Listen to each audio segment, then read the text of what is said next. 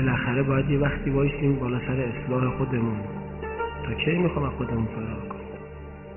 سرمونو گرم کنیم، سرمونو گرم کنن. خدا رحمت کنه آیت الله بهجت فرموده بود غربی‌ها استا شدن تو گول زدن، اما ما استا شدیم تو گول خوردن. اونا استادن تو حیله‌گری، ما استادیم تو رو دست خوردن. یعنی خودمون میخوایم که به ما رو دست بدن، خودمون میخوایم سر کارمون بزنیم. شیعه مرتضی علی عمر تلف نمی‌کنه، از لحظات و فرصتش صرف نظر نمی‌کنه. تا نرسید مرگ تو توبه کن از گناه خیش، مرگ و اجل فرا رسد توبه اثر نمی‌کنه. بالاخره یه وقت باید با کار خودمون بایستیم، خودمون آباد کنیم. روزی یه بار بشینم ببینم چقدر نزدیک شدم به امام، چقدر دور شدم، چقدر دل شکوندم، چقدر دل به دست آوردم، چند تا گناهو گذاشتم کنار، چند تا کار حسنه رو شروع کردم. بالاخره باید یه وقتی بشینیم با خودمون حساب کنیم. یا میخواید صبر کنیم تا قیامت اونجا حضرت زهرا با اون حساب کنیم؟ امیرالمومنین فرمود تو دنیا حساب کنید به سعادتتون ها. قیامت عظیمترین عذابش خجالته، عظیمترین عذاب قیامت خجالته. حضرت زهرا با قد کمان بیاد بیسته، حسین بی سرش هم بیاد، قنداق علی اصغرش هم تو بغلش، دستای قلم شده ابوالفضل. بعد بگه خب حالا حساب کنیم ببینیم عمرتو تو چیکار کردی، حساب کنیم حالا ما برات چی خرج کردیم، تو برای ما چی خرج کردی.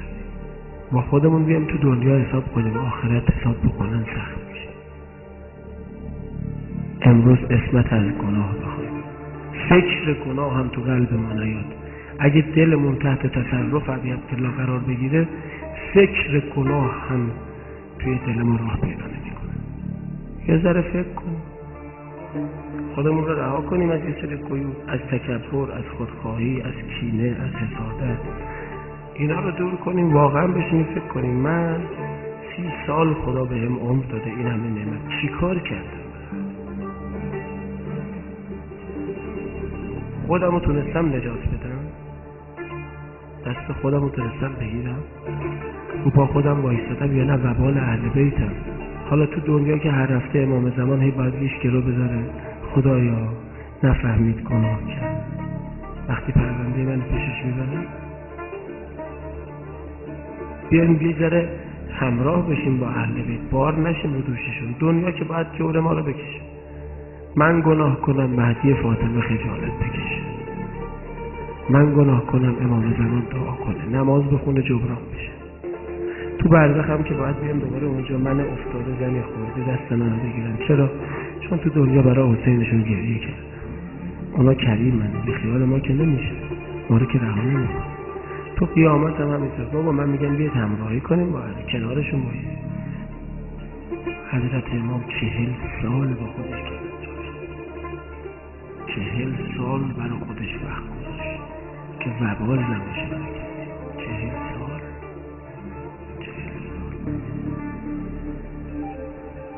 میگه دیدم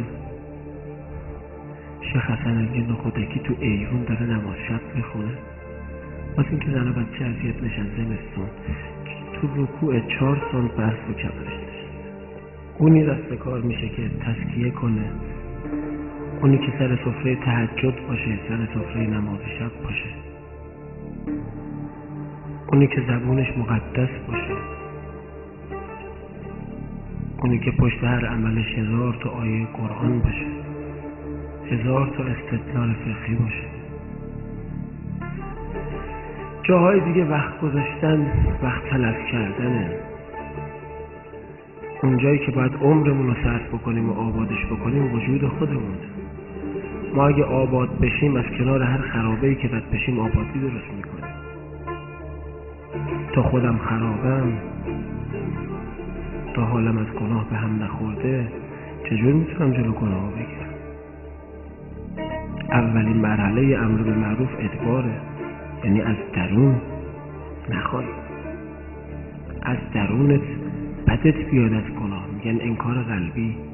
گناه رو میبینم میل بهش احساس نکنم تو درونم، وایسیم جلو قلبمون، حرف بدبو توش راه ندیم، تصویر بدبو توش راه ندیم، فکر بدم حتی توش راه ندیم، فکر گناه هم به درونمون راه ندیم. بالاخره یه جا باید به خودمون بگیم نه، یه عمر هر چی خواستیم گفتیم، هر کاری خواستیم کردیم، هر چی خواستیم دیدیم، هر چی خواستیم شدیم، هر مسیر خواستیم رفتیم. چی ساختیم از خودمون؟ انصافا آبادیم الان؟ خدا دی اختیار من مال تو نمیخواد. چند گویی تو ز جبر و اختیار، اختیارم به که باشد دست یار. ساقی ما اختیار تام داشت، 14 آیینه در یک جام داشت. اختیارمون رو بدیم دست امام زمان دیگه. چیکار کنیم؟ تو هر کاری بخوایم بکنیم ببینیم آقا راضی نیست، رضایت امام زمان برامون دغدغه بشه، لبخندش برامون دغدغه بشه. آقا از این کار من، از این عزاداری من، رفتار من، صحبت من، گفتار من، نماز من، برخوردم با پدر مادرم، با همسایم، با رفیقم، با خواهرم، با برادرم، با همسرم، با بچم، با همسایم، با همکلاسم، با هموطنم، با همراهم، یه جوری رفتار کنم اهل بیت راضی باشن، امام زمان خوشحال بشه، تو نخ رضایت امام زمان باشه.